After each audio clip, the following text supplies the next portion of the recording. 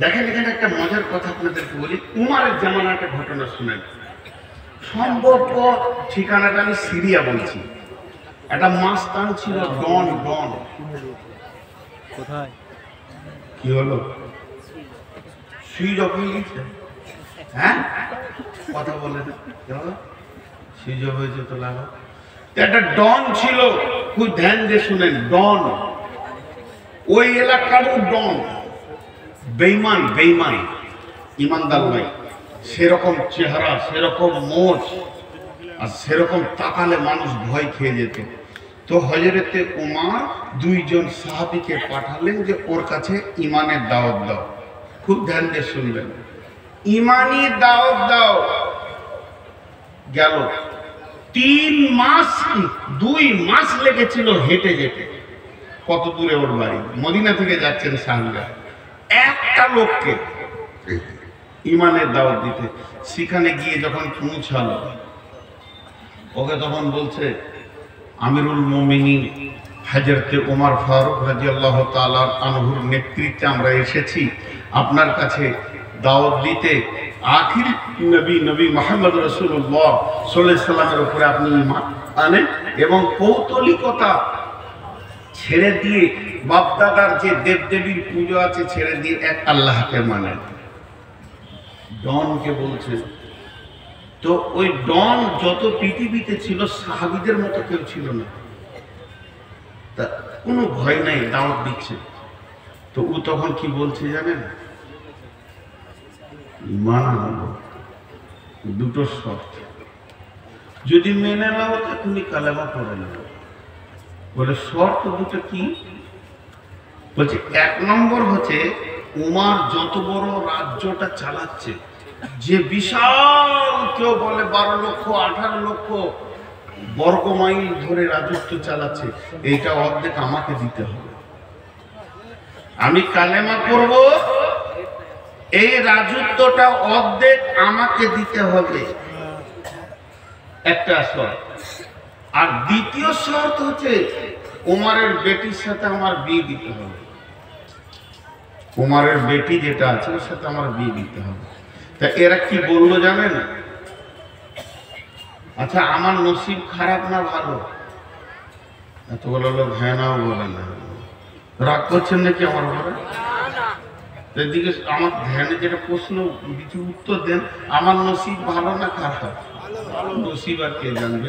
আমি বাইরে বসলি, চাওয়ালা ঢুকে ওকে ধরে নিয়ে আসেন, আর চা আর কেটলি সহ।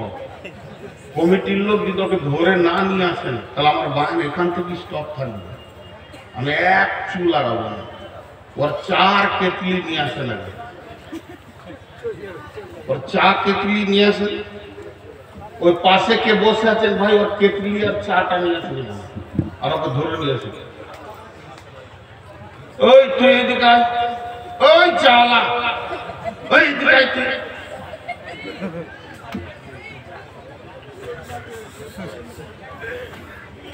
ওকে চিনে রাখতো, বাইরে শেষে ওকে আমি দেখা করবো, কপার চা বেচার দরকার। ভাই বহরম পূজা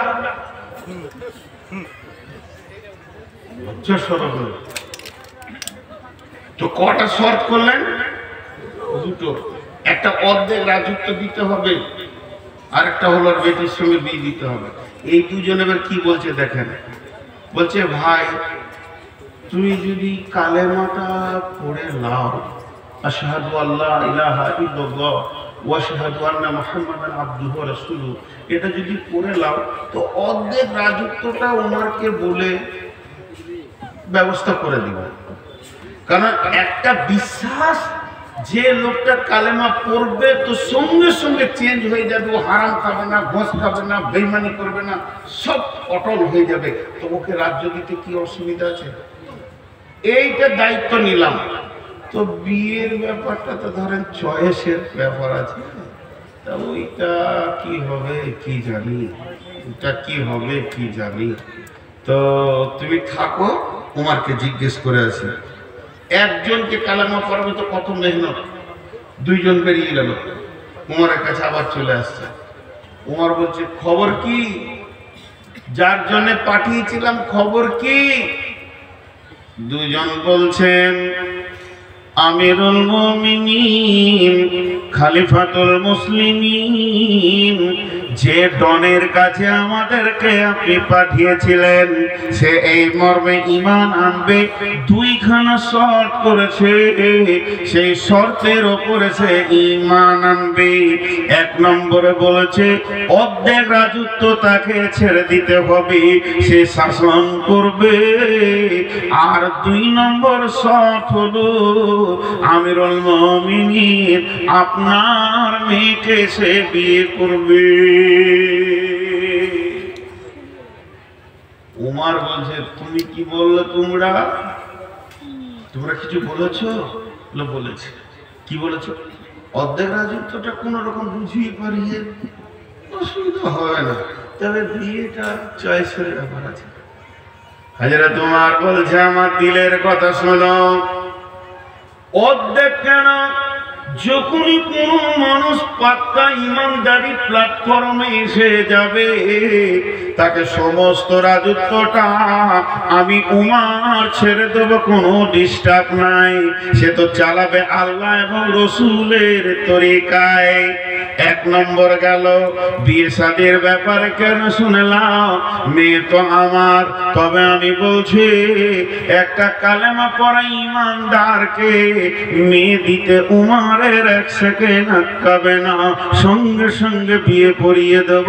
যাও তোমরা তাকে কালেমা পড়তে বলো। তাহলে ইমানদারের প্রতি ভরসা কত? তাহলে বলেন একটা ইমানদারের প্রতি ভরসা কত? আর যে রায় ইমামের শুধু একটুকু লিডারই পেয়েছে, এতেই যদি ঘোষ খায়, ওই ইমামগুলোকে যদি একবার মোটামুটি মুখ্যমন্ত্রী বা এমএলএ এমপি করে দেওয়া হয়, কি করবে বলেন? কি করবে বলেন? চরিত্র কোথা চলে গেছে সহিহ হাদিস এবং কোরআনের তার পেটে থাকার পরও। এবার এরা দুজন আবার হাঁটতে লাগলো। যে গ্রামে ডনের বাড়ি ওরা সেই পর্যন্ত পৌঁছে গেল। এবার গ্রাম ঢুকবে, গ্রামের কাছাকাছি হয়তো বা 100-200 গজ রাস্তা বাকি আছে। তখন দেখছে গ্রাম থেকে একটা জানাজা আসছে, খাটে লাশ আছে, দল বেঁধে লোক দাফন করার জন্য বেরিয়ে আসছে। এরা দুজন জিজ্ঞেস করছে কে মরেছে, কার জানাজা হবে, ইহুদি না নাসারা না মুসলমান, কাকে দাফন করা হবে? এদেরকে বলা হচ্ছে তোমরা যে ডনের কাছে এসেছিলে ওই হতভাগাই মরে গেছে। তখন এরা বলল হতভাগা রে, তোর কপালে আর মানে ঈমান আল্লাহ লেখেনি, বেঈমান হালাতেই পৃথিবী থেকে চলে গেল। তার মানে একটা ঈমানদারের ওপর কত ভরসা থাকা দরকার। মুসলমান জুয়োতে পাবে এদেরকে বেশি, মুসলমান সুদের ময়দানে এদেরকে বেশি, মুসলমান জেনার ময়দানে রান্ডি খানায় এদেরকে বেশি, যেখানেই বেশ্যাখানা মুসলমানের ছেলে বেশি, অন্য বনে আদা ছেলে পাওয়া যায় না। শুধু তাই নয়, তাসে লুডুতে দাবাতে মদেতে মুসলমান তুমি বেশি। এখন এত বেশি শয়তান গ্রাস করে নিয়েছে, মুসলমানের আসল শক্তিটাই শেষ হয়ে গেছে। আল্লাহর নবী বলছেন আমার উম্মত অহান রোগে ভুগবে। সাহাবীরা প্রশ্ন করলেন মা অহান, ইয়া রাসূলুল্লাহ অহান জিনিসটা কি? নবীজি বললেন হুব্বুদ দুনিয়া কারাহাতিল মত। আমার উম্মতের ভিতরে পৃথিবীর মহব্বত বেড়ে যাবে এবং মত বা আখিরাতকে সে ঘৃণা করবে। তখনই আমার উম্মত দুর্বল হয়ে যাবে, অন্য জাতি এসে লাত মারবে। দলদলেতে পড়েছে হাতি, ব্যাঙে মারছে লাথি। হাতি দলদলেতে পড়ে গেছে, আর ব্যাঙ হাতির মাথায় লাত মেরে চলে গেছে। এমন মুসলমান, এদের অবস্থা, এরা সবকে শেষ করে দিয়েছে। একবার নিজের নাফসের দিকে তাকিয়ে দেখি।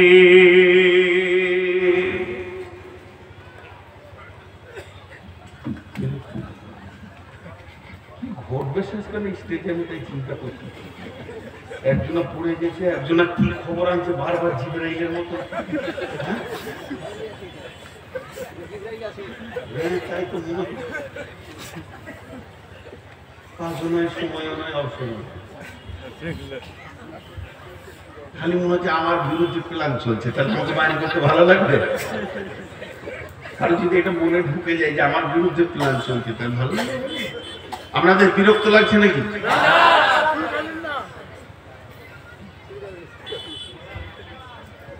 ওই লোকগুলো দাঁড়িয়ে দাঁড়িয়ে শুনছে, আমাকে কষ্ট লাগছে।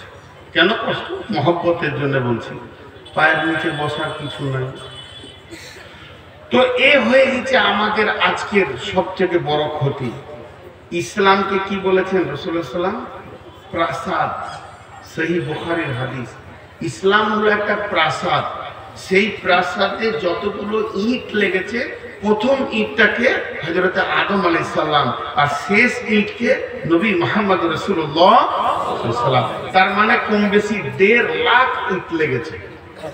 ওই প্রাসাদটা তৈরি করতে কত ইট লেগেছে? কম বেশি, অ্যাকুরেটই বলছি না, কম বেশি 1.5 লক্ষ।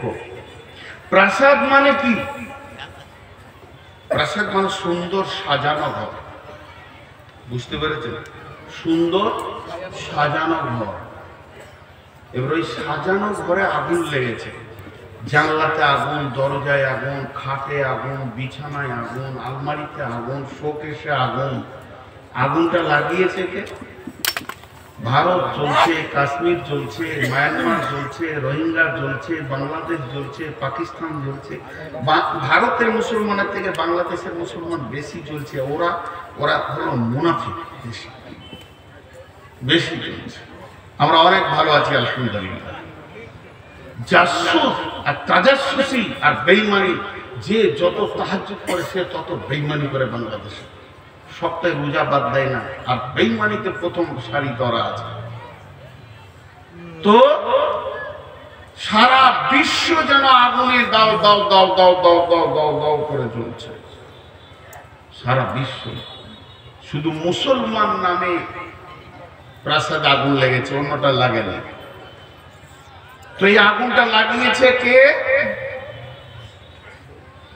একজন বড় আল্লাহর ওলি বলছেন, ইস ঘর মে আগ লাগি হ্যায় ঘর হি কি চিরাগ সে। ঘরের প্রদীপই ঘর জ্বলছে, দোষ কাকে দেবেন? ঘরের প্রদীপে যদি ঘর জ্বলে, লাঠি নিয়ে কাকে খুঁজবেন? কথা বলে না। এদিকে বলছে চালান এখন, আর আমি যেটা জিজ্ঞেস করছি তার উত্তর দিচ্ছে না। আমি একটা কথা আপনাদেরকে বলি না, বচনে বচনে বিটি হারাইল কেথা, ভেরলের যুদ্ধতে গেল শিয়ালের মাথা, মা বিটিতে ঝগড়া করে বটি পড়লো নাকে, তিনজনের মধ্যে দোষ দিব কাকে? বিচার করেন। এটা অনেকবার বলেছি, এটা বহুদিন পর আবার বললাম। এক বুড়ি বিটির বাড়ি যাচ্ছে, 1 লাখ টাকা নিয়ে ছেঁড়া কাঁথায় গটিয়ে নিয়েছে, যে খালি ওর চোপা চলছে, খালি মুখ বন্ধ নাই। আমার যা হবে হোক গা, কেথা যেন না হারায়, আমার যেটা হবে হোক গা, কেথা যেন না হারায়। টোটোতে উঠছে, বসছে, নৌকায় চাপতে গিয়েছে, যেই কেঁথাটা নিয়ে এমনি একজন যুবক ফ্রম করে পকেট মার কেঁথা নিয়ে মারল। দোষ কার? নিজের দোষ। চোপা না চালাতিস না।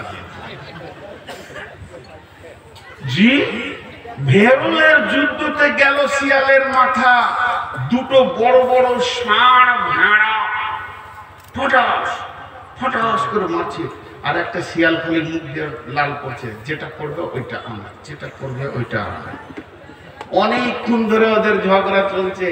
এই মনে মনে করছে ওরা নাটক করছে নাকি রে, এখনো পড়ে না কেন, কিন্তু ভেড়ার মাথা খুব শক্ত, তো পড়ে না কেন রে, তো একবার মাঝে ঢুকে টেস্ট করতে গেছে, দুদিক থেকে মেরেছে, তো ওই লাশ।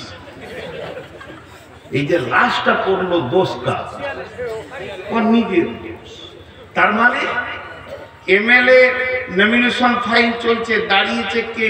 ঘোষ, ভুয়ো, গুপ্ত, যেগুলো অজা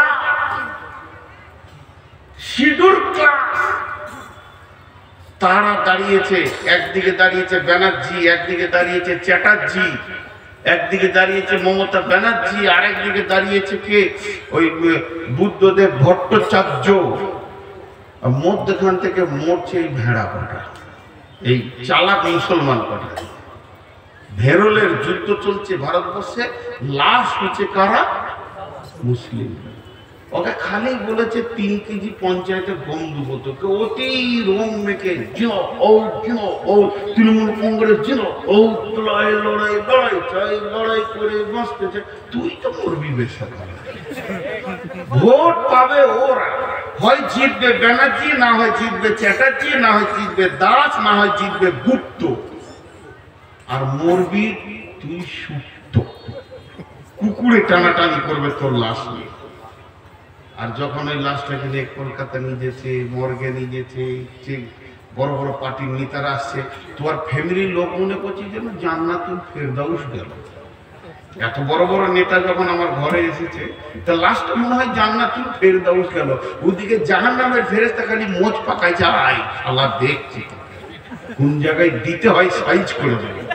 ওখানে আর কেউ যাবে না, ব্যানার্জি চ্যাটার্জি যাবে, মরছে এরা। আর 3 নম্বর মা বিটিতে ঝগড়া করে বটি পড়লো নাকে। একটা ঘরে মা বিটি ঝগড়া চলছে, আর পাশের বাড়ি বউ দেখতে এসছে, মা রাগ করে বটি ছুরি দিয়েছে বেটির দিকে, তো ওরই নাকটা কাটে। দোষ কার? আল্লাহ তাবারক ওয়া তাআলা বলছেন, কুল কানা আবাউকুম ওয়া আবনাউকুম ওয়া ইখওয়ানুকুম ওয়া আযওয়াজুকুম ওয়া আশীরাতুকুম ওয়া আমওয়ালুন ইকতারাফতুমুহা ওয়া তিজারাতুন তাখশাউনা কাসাদাহা ওয়া মাসাকিনু তারদাউনাহা আহাব্বা ইলাইকুম মিনাল্লাহি ওয়া রাসূলিহি ওয়া জিহাদিন ফি সাবিলিহি ফাতারাব্বাসু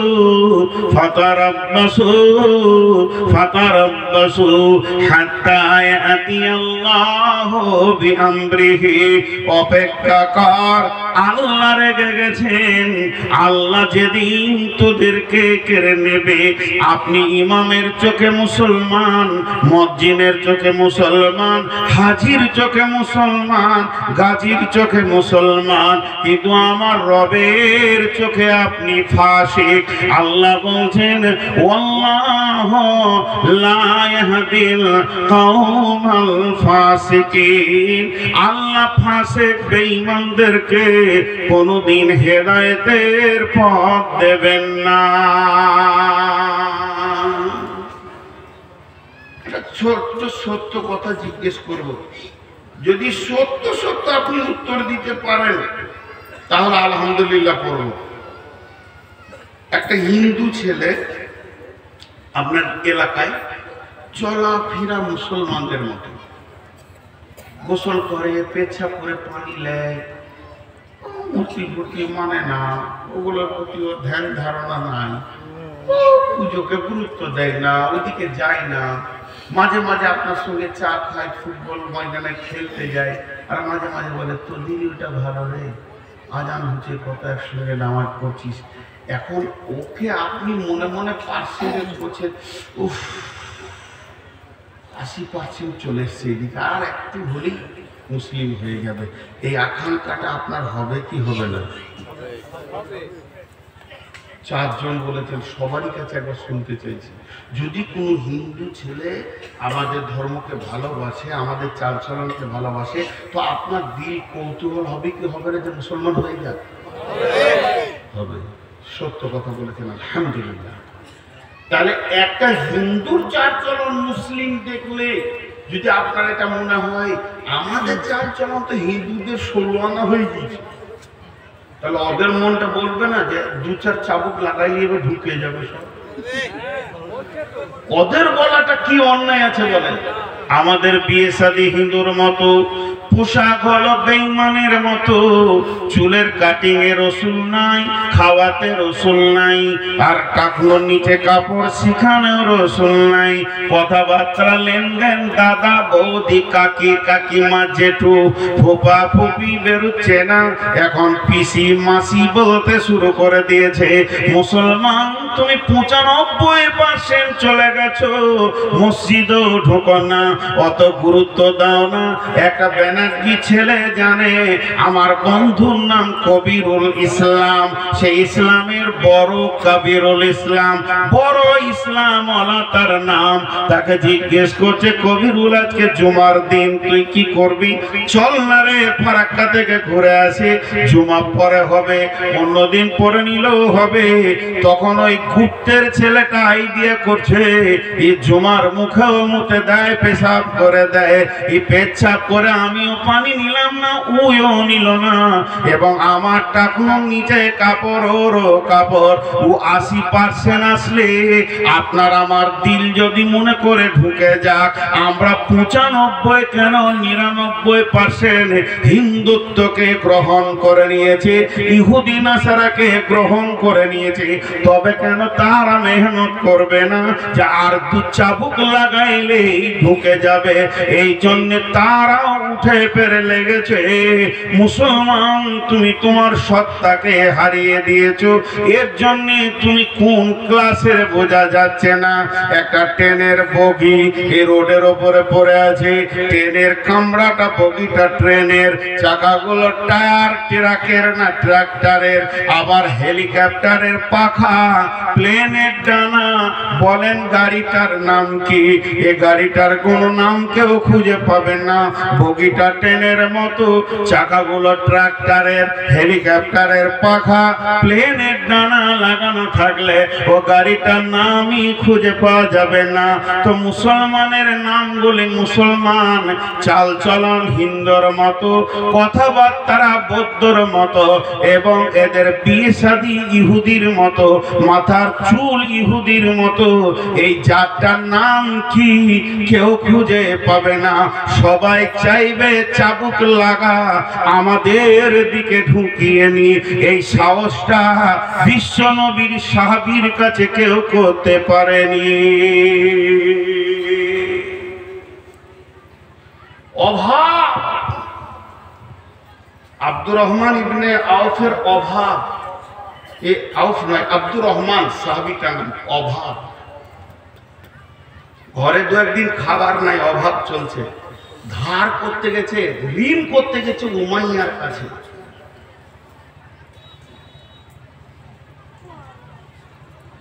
ঋণ কার কাছে করতে গেছে? উমাইয়ার কাছে। আর উমাইয়া পাকা বেঈমান সুদের ব্যবসায়ী, দেখেন, অথচ আত্মীয়। ই কালেমা পড়েছে পড়েনি, তোমায় বলছে উমাইয়া রে কিছু ঋণ টিন দিবি, কদিন কষ্টতে আছি রে। বলে তোকে কি করে ঋণ দেবো, তুই যে সুদ দিবি না রে। তো উত্তর দিচ্ছে খেতে না পেলেও তোকে সুদ দেবো না, মরে যাব তাও ভালো, সুদ দেবো না, কালেমা করেছি। কি বলছিস তুই? এর নাম ঈমান, এর নাম ঈমান। আর কালকে যদি এজেন্ট ঢুকে যাই চিন্তামণি ফতেপুরে, এইখানে ছাইতনিতে যত এলাকার লোককে চিনি বা আমার গ্রামে, খালি ওকে দেখে চায়ের দোকানে বলছে এত টাকা জমা করলে এই মাসে এত, এই মাসে এই হয়ে যাবে। 3 মাসের মধ্যে 4 কোটি টাকার মালিক বলেছে, কাউকে শুধু বলি লেন আমার একটা নাম দেবে, কি লাগবে? ছবি লাগবে, আধার কার্ড লাগবে, এই আধার কার্ডে দেশ ঢুকে পড়লো। সাহাবীদেরকে পারেনি, পেটের অভাবও পারে। আজকে আমরা শেষ হয়ে গেছি, আজকে আমরা শেষ হয়ে গেছি। ফুটবল দেখেছেন? ফুটবল, লোকগুলো ফুটবল দেখে নাই, জলসা করতে গেলে বলে একটা করে নিয়ে যেতে হবে ফুটবল। তো বিরাট বড় গ্রাউন্ডে 11টা যুবক নেমেছে, পশ্চিম দিকে 11টা যুবক ফুটবলকে মারতে মারতে পূর্ব দিকে নিয়ে আসছে, আর পূর্ব দিকে 11টা যুবক পশ্চিম দিকে নিয়ে যাচ্ছে। কেউ ওকে গছে না। ফটাস ওইদিকে যেছে তো ফটাস। আমার মতো একটা মাথা মোটা হুঁশ বুদ্ধি কম দাঁড়িয়ে দাঁড়িয়ে দেখছে কোন দলের রে, বলটা কোন দলের। ওদের গেঞ্জি হলো সাদা, এদের গেঞ্জি লাল। তো কোন দলের কেউ জেলায় না রে।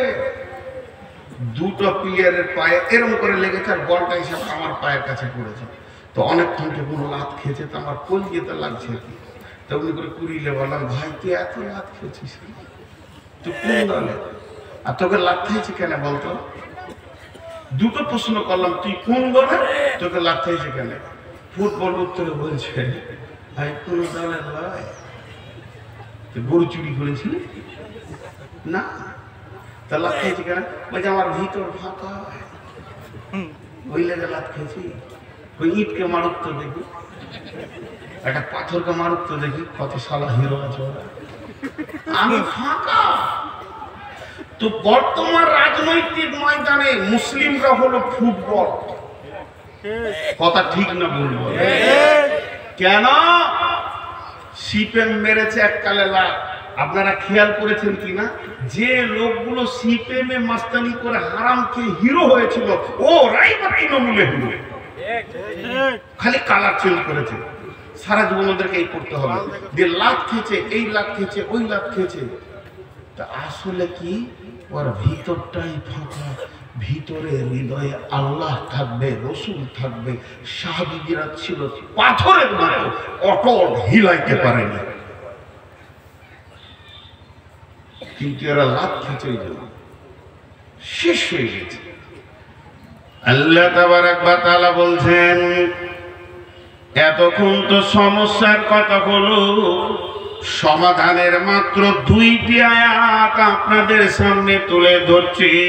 ফালিয়াবুদু রাব্ব হাযাল বাইত আল্লাযী আত'আমাহুম মিন জু'ইন ওয়া আমানাহুম মিন খাউফ।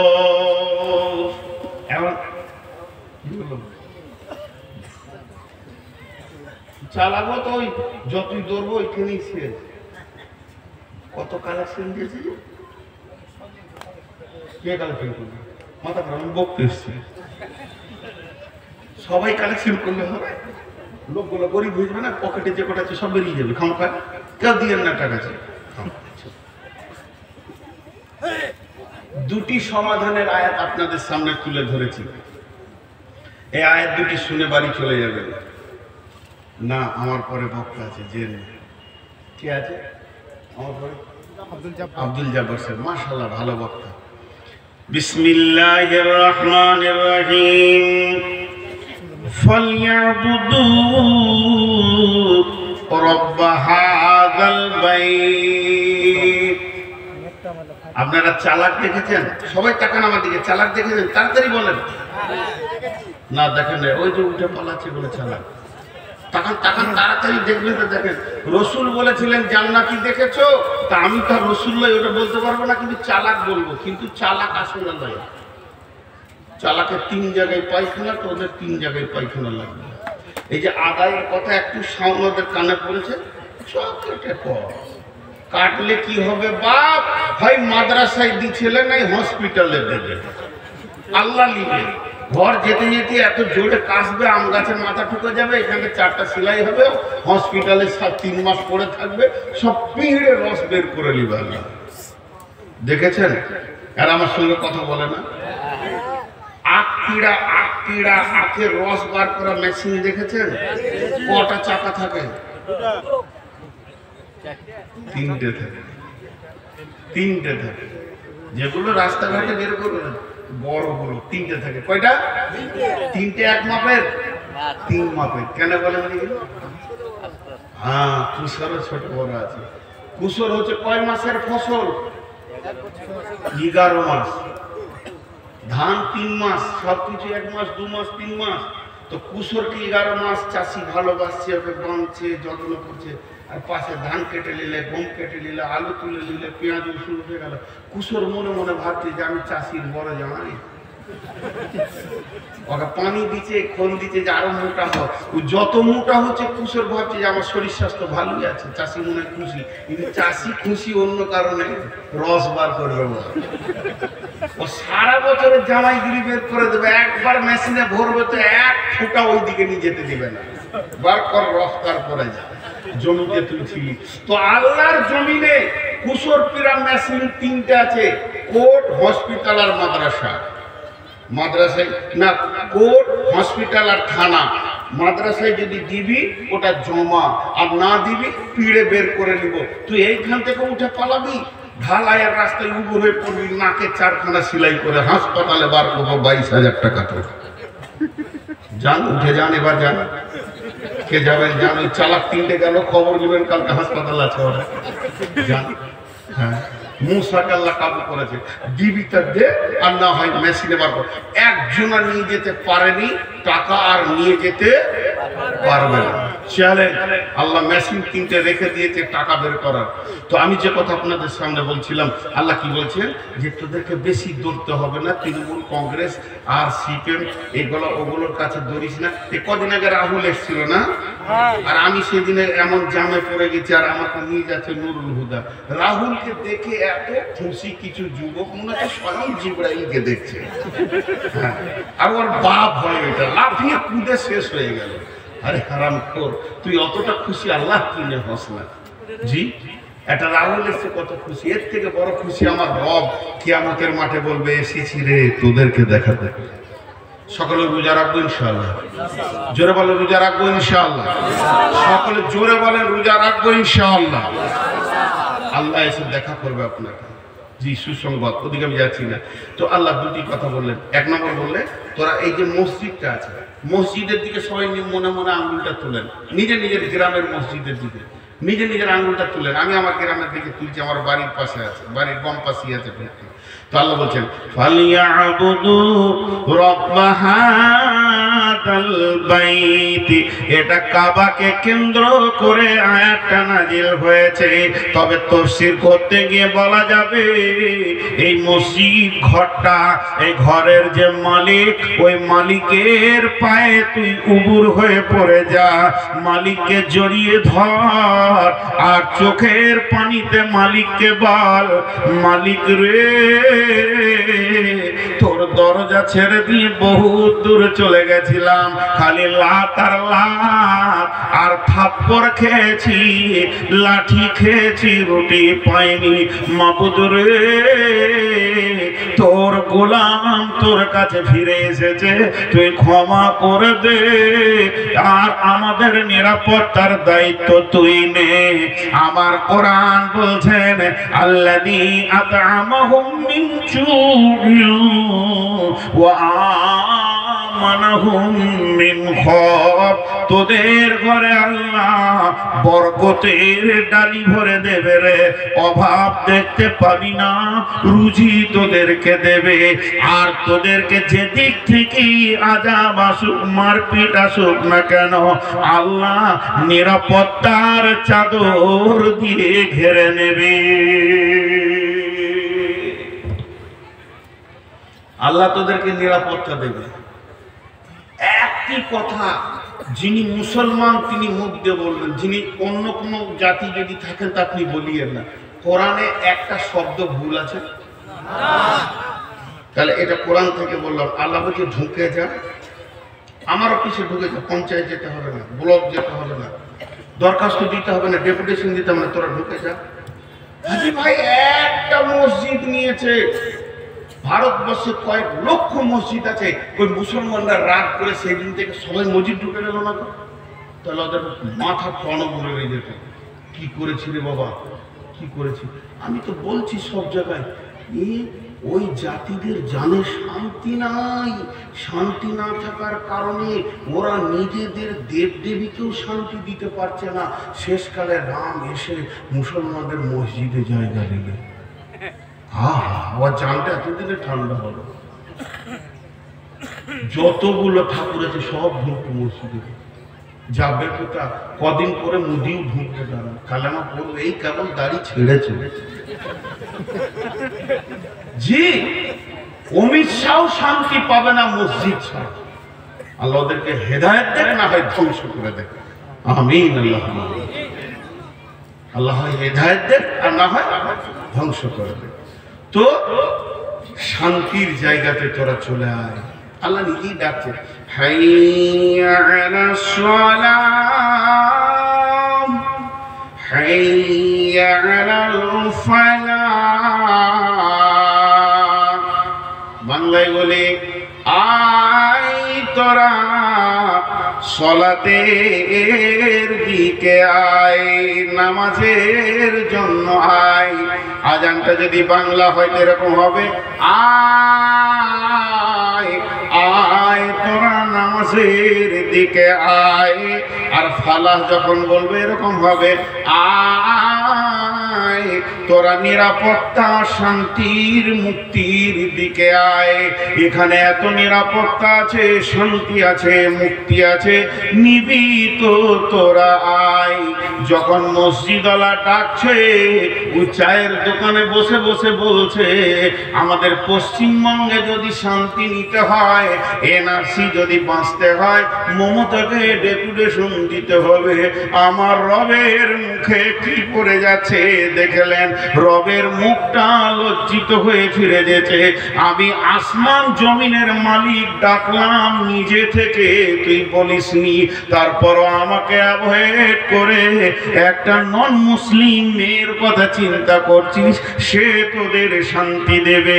আল্লাহ বলছে, শান্তি পাবি না, আমি আগুনে পেট্রোল দিব রে। শান্তির মালিক আমি আল্লাহ। এদিকে আল্লাহ তাবারাক ওয়া তাআলা বলছেন, ইয়া আইয়ুহাল্লাযীনা আমানু, হে ঈমানদারেরা, হাল আদুল্লুকুম আলা তিজারাতিন তুনজিকুম মিন আযাবিন আলীম। তোদেরকে কি এমন একটা ব্যবসা শিখিয়ে দেব না, যে ব্যবসাটা করলে তোরা আযাবে আলীম থেকে বেঁচে যাবে? সেটা হলো কে? তুমিনুনা বিল্লাহ। এই আযাবে আলীমটা দুনিয়ার আযাব। আযাবে আলীম বলতে মরার পরে জাহান্নামের আযাব, কবরে আযাব, পুলসিরাতের আযাব। তার মানে দুনিয়াতেও হিরো, আখিরাতেও হিরো হয়ে যাবে। তোদেরকে সব সময় সালাম দেওয়া হবে, অসম্মান করা হবে না। সেটা কি?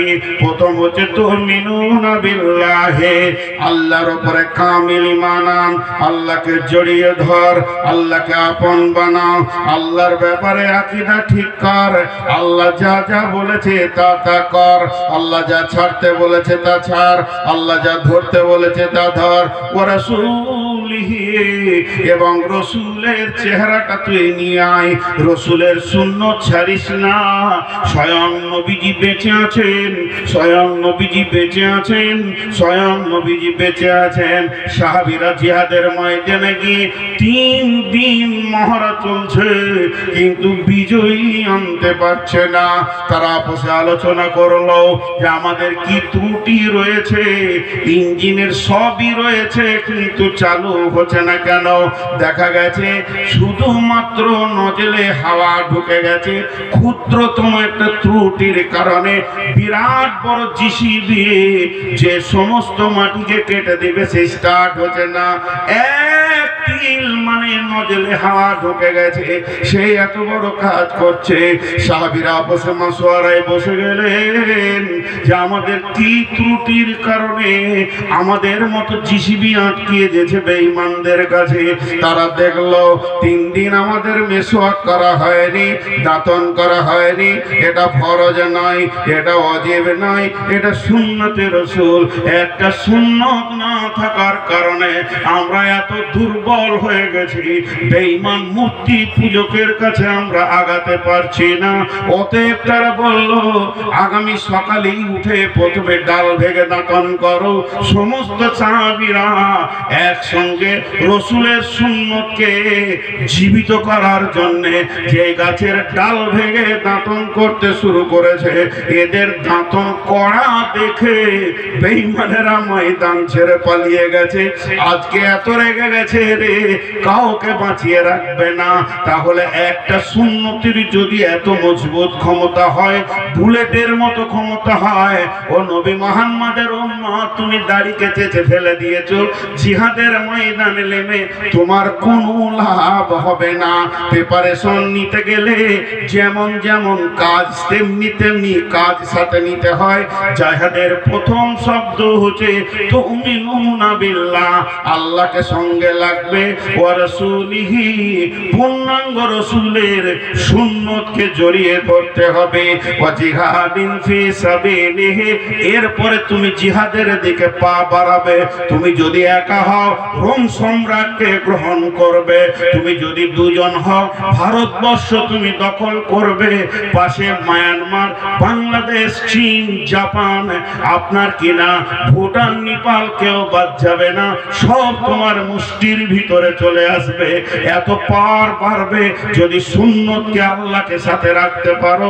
এরপরে তুমি যেদিকে পা বাড়াবে ওই দিক মহাসমুদ্র তোলপাড় করছিল, সেও পর্যন্ত হাই রোডে পরিণত হয়ে যাবে।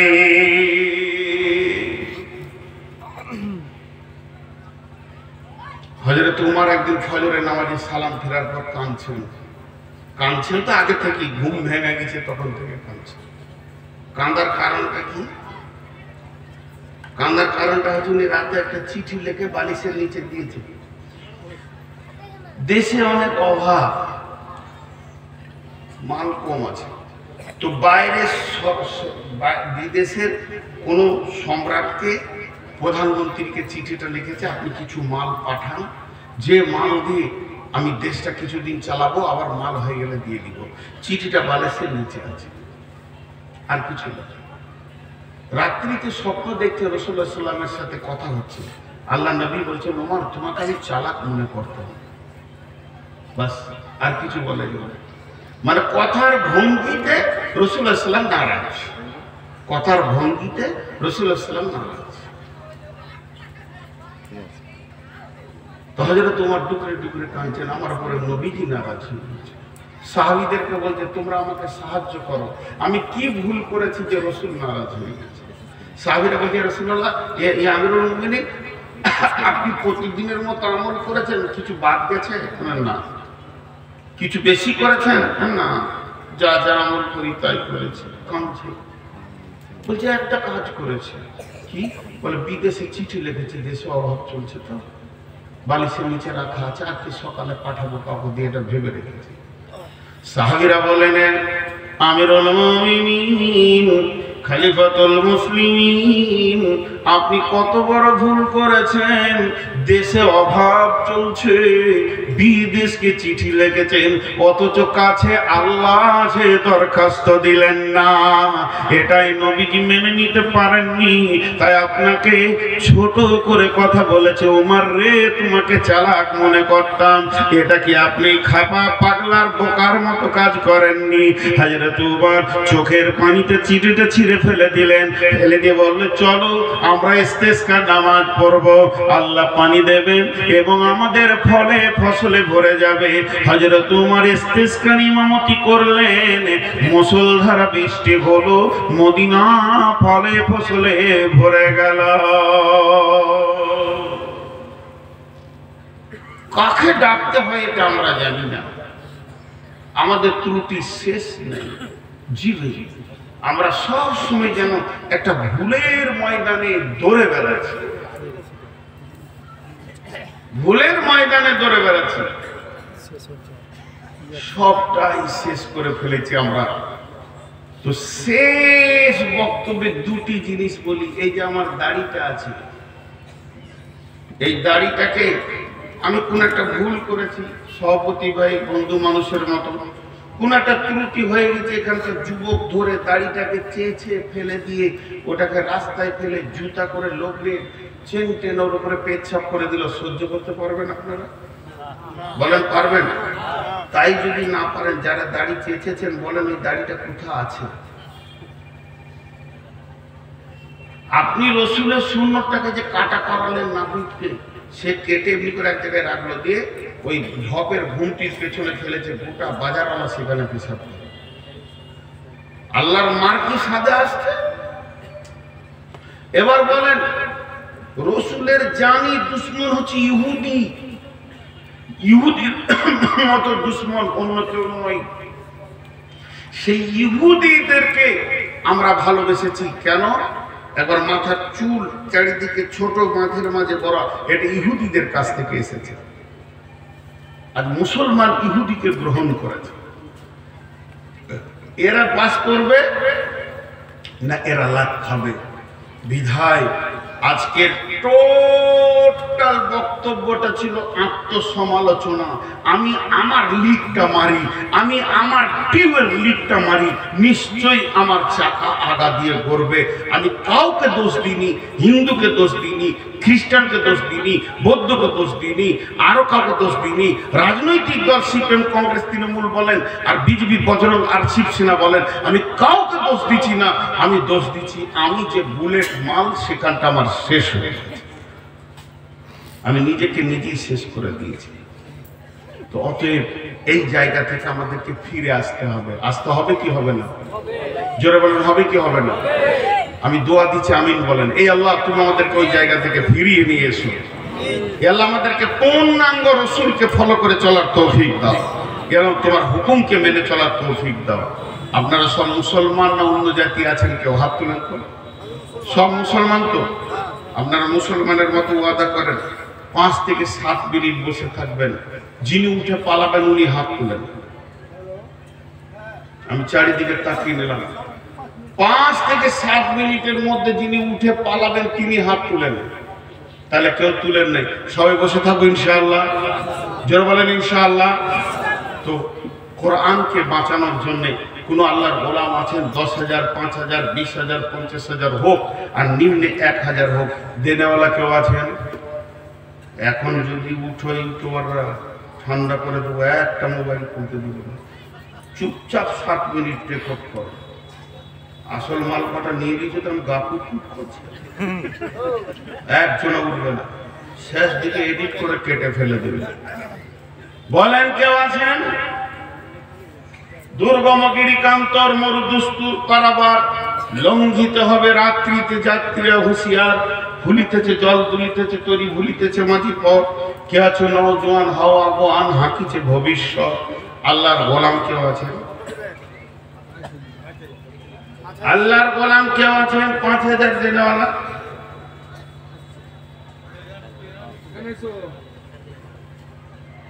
একজন ওখানে টাকা দিবেন না, বকিছি আমি আমাকে যে হলো চষে সে রইল বসে লাড়া কাটাকে ভাত দেখে এসেছে, ওইখানে গিয়ে বলছি 5,000। আমি কেন বললাম লোড আদায় করো। মাশাআল্লাহ, কত? 5,000 টাকা। মাশাআল্লাহ, আল্লাহ কবুল করুন আমিন এবং জানমালে বরকত দান করেন এবং ইমানি জজবাতে পৃথিবীতে বাঁচিয়ে রাখেন। ইমানি হালাত আমাদের সকলকে মওত দান করুন। জি ভাই, আর কেউ আছেন? 5,000, 10,000 দেনেওয়ালা মা বোনেরা কানের দুটা খুলে দিয়ে পাঠান, তবে কোনো ছেলে মানুষ মেয়ে ছেলে দেবেন না। মুরব্বী খালামা যিনারা আছেন এনারা দেন। ছেলে মানুষ ঝোঁকে দিয়ে দেবে, ফ্যামিলিতে সমস্যা সৃষ্টি দিতে হবে না। কিন্তু খালামা যারা আছেন, যিনি মুরব্বী, বাড়ির সমস্ত পাওয়ারকে নিজের হাতে রাখেন, ওই রকম খালামা দুটা কানের খুলে দিয়ে আল্লাহর কালাম পাকের সম্মানটা আপনি বাড়িয়ে দেন। কোন মা আছেন একবার নাকেরটা দিয়ে পাঠান আল্লাহর রাস্তায়। জি, এখানে কেউ আছেন আল্লাহর গোলাম? 1,000 বলেন, 2,000? তাই দেখো চলে এসছে।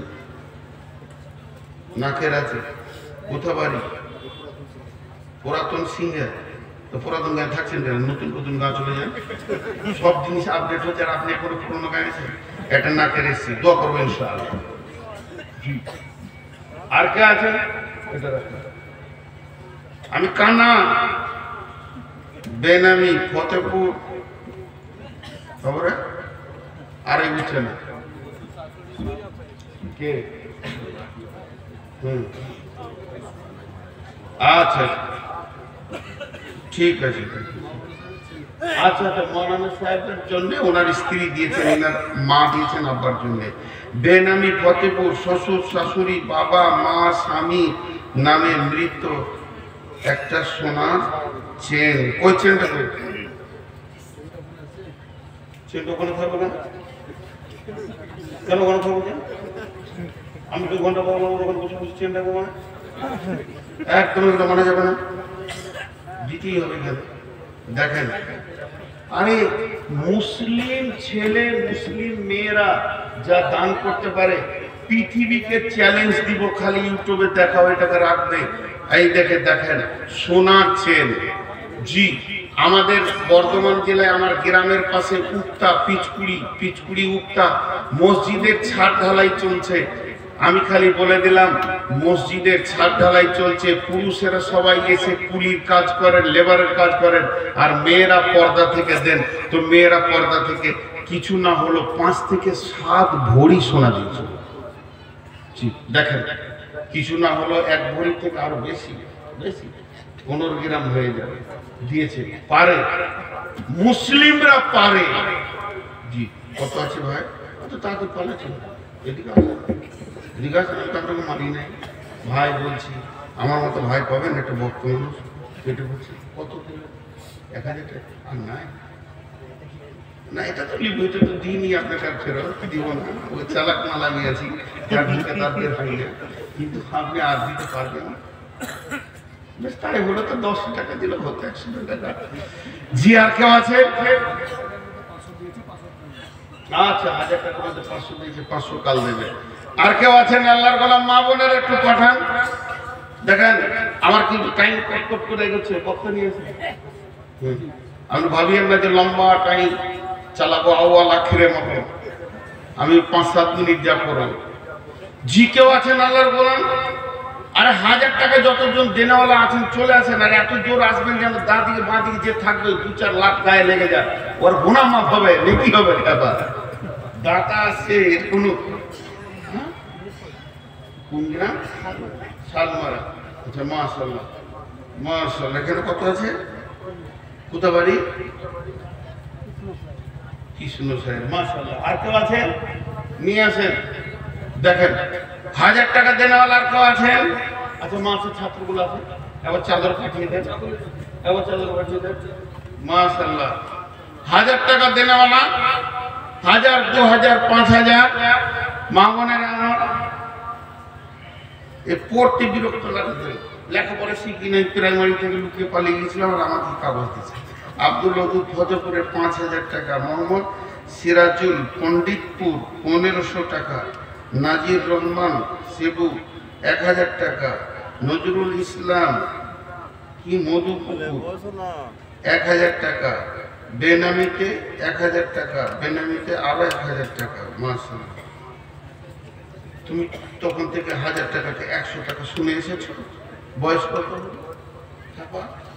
যাও আর 900 টাকা নিয়ে এসে চুরিমুড়ি করে আনবে আর কেউ আছেন আল্লাহর গোলাম 1000 টাকা দেনেওয়ালা একসঙ্গে দোয়া করবো ইনশাআল্লাহ সব গুণা আছে একসঙ্গে দোয়া করবো আমি ভুলে গেল আমার আল্লাহ আমি যার গোলাম তিনি কিন্তু ভুলেননি আমার মাবুদ আমার মালিক সব মনে রেখে দিয়েছেন কে কোন নিয়তে দিয়েছেন জি আমি যার গোলাম আমার মালিক এত বড় এত ব্রেনিয়ান সব মনে রেখে দিয়েছেন আর আমার মালিক এত বড় ধনভাণ্ডারের মালিক তিনি সবাইকে সব দিতে পারবেন তিনি দুনিয়াতে পারবেন দিতে তিনি কবরে দিতে পারবেন আমি যার গোলাম তিনি হাসরে দিতে পারবেন পুলসেরাতে দিতে পারবেন আমি তার গোলাম দেখেন আমার মালিক কত বড় কত আছে আর 500 টাকা দিকে ধরে রেখেছো কেন ওটা দিয়ে দাও একদম নাই মোটি নেই শোন মোটি নেই খাপা এখানে এসেছো জানো না আমি কালেকশন করছি কত করে ভাবছি 1000 টাকা 200 টাকা ছিল দিয়ে দিয়েছি কত আছে আব্দুল রাজ্জাক 1000 রাজ্জাকের গোলাম আহা কত সুন্দর নাম গো ওর আব্বাকে পেলে পরে 1 কেজি জিলাপি খাই এত সুন্দর নাম রেখেছে আব্দুল রাজ্জাক জি আফজাল মৌলানা আমার আগে মুখে গেল তোকে বলছিলাম তোর বাপ কত চালাতো নাম রেখেছ কত আছে তা 2000 দিলে 5000 হয়ে যায়